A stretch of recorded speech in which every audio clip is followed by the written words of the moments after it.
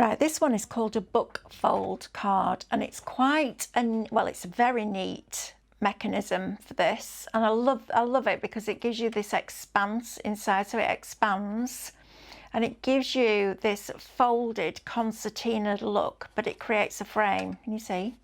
So your whole piece on the background, on the outside, all this bit is all joined together, and it looks really complex, but actually it's really quite simple to do. So we've got this. I've used a number 3 from inside the machine's memory just to decorate it. And then we open it up and you can see you've got all these layers. And it's a bit like a tunnel card, but it's a little bit easier, I think. I'm going to say it is a little bit fiddly, but you've just got to be assertive and go with it and just not think about it and just do it. So I'm going to show you exactly how to do it. But what's great is that all the dinosaurs can slot inside that little book mechanism. So you're not putting extra tabs of acetate or anything like that on. They all just all sit in the bottom. And all of these dinosaurs and the clouds and the trees and all of the other bits and pieces are on the USB as embellishments, which is fabulous. They are really cute. Watercolouring. Perfect for this. Get some watercolour pencils, just put a bit of green on the dinosaur, drag it out with some water, job done. All right, so I'm going to teach you this mechanism. So I've already done 2 sides, but I'm going to show you this one from start to finish. So you will end up with, you need to cut 4 of these concertinas, okay? The file is on there, and you will have, you start with a mountain, a valley, mountain, valley, mountain, valley, all the way along, and you will have one edge that is narrower than the other concertinas. That's right, all right? So don't look at it and think, oh, that score line's not in the right place. It is. So I'm going to show you this on a flat piece of card. So you've got even increments all the way along here with your perforation lines, and we've made sure the perforation lines don't hit the edge at the top and the bottom, so it's not going to tear. And then you've got one that's narrower. All right, so I'm going to start with this, and we're going to do, now I do it this way, I just concertina it like that, so I know that that's my mountain fold, then a valley. This reminds me of being back at school when I was about 6, making fans in the middle of the summer. In fact, I would have been 7 in 1976 when we had that really, really, really hot summer. And I can remember that because I was sat outside the front of the house under an umbrella because it was too hot. And I was covered from head to toe in calamine lotion because I had chicken pox. Of all the years to get chicken pox, I got it during the hottest summer. Right, so you're going to take 2 of these. All right, and we're going to create one side. Now you need to make sure that the smallest part is at the back, the narrowest piece is at the back. So you can see there, if I just hold it up there, you can see how this doesn't quite go right to this edge. This strip here, it's narrower. And that's going to go at the back of your concertina on both pieces. So when you hold it like this, you can see there, this is a wider one, and this is the wider one, and your narrower ones are at the back.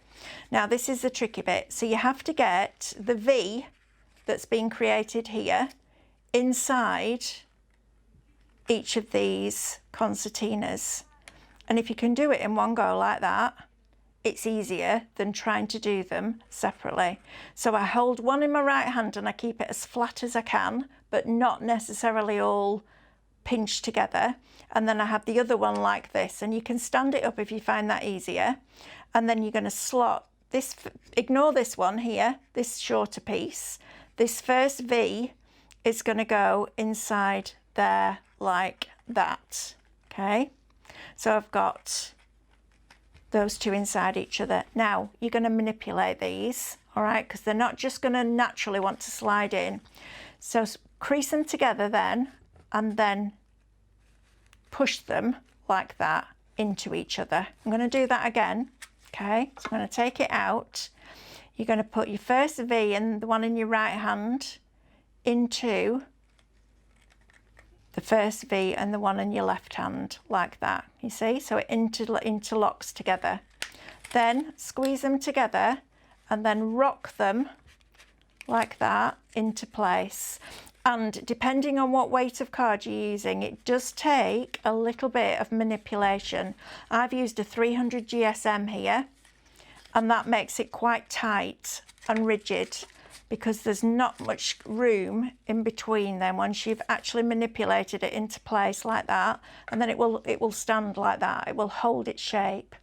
Then all you're going to do is put a little bit of glue on this corner here. You can tell how warm it is in here. These nozzles don't block, but it does get a little skin on top of it when it's warm. A little bit on there, and you're going to fold that over, okay? And just grip it until that glue takes, and then you can let it go because there's quite a lot of stress on that point.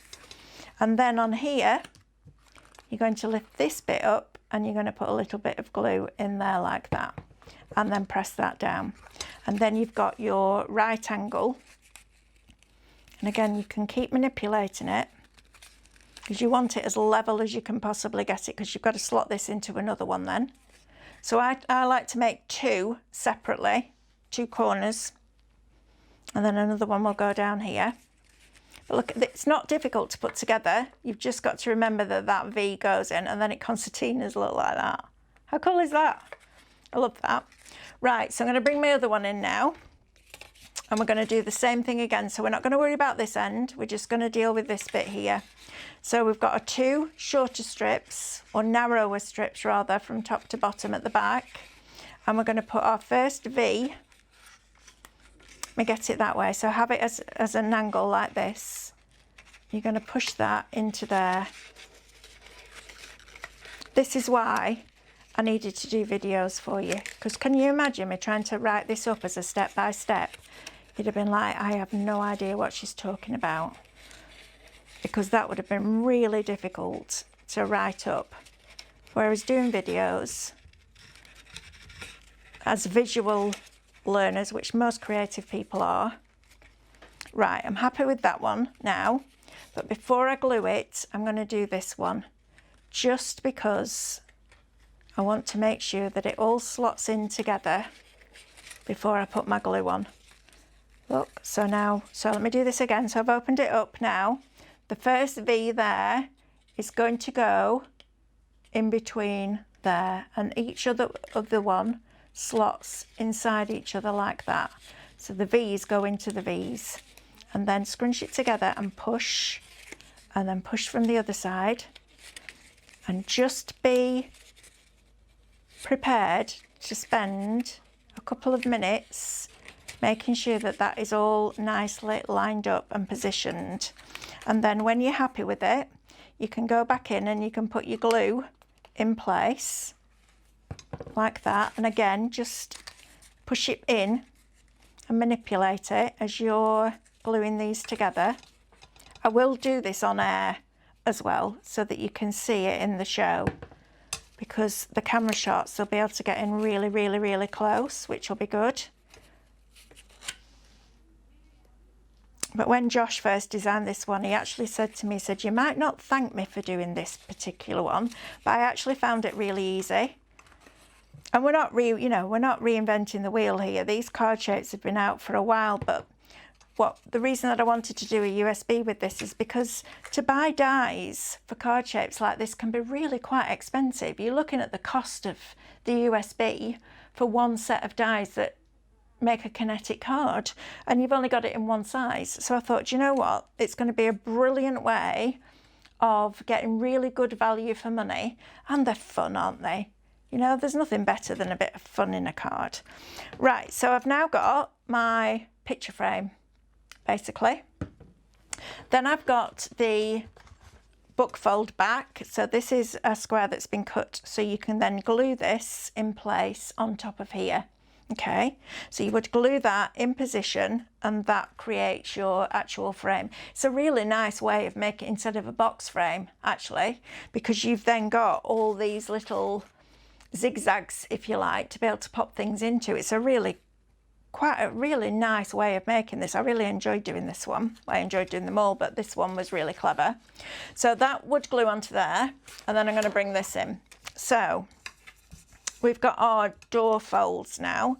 So you need 2 doors, one with the perforation on the right and one with the perforation on the left. And the way to attach these is to fold over on that perforation and fold over on this perforation. And then when Josh first designed this, I said to him,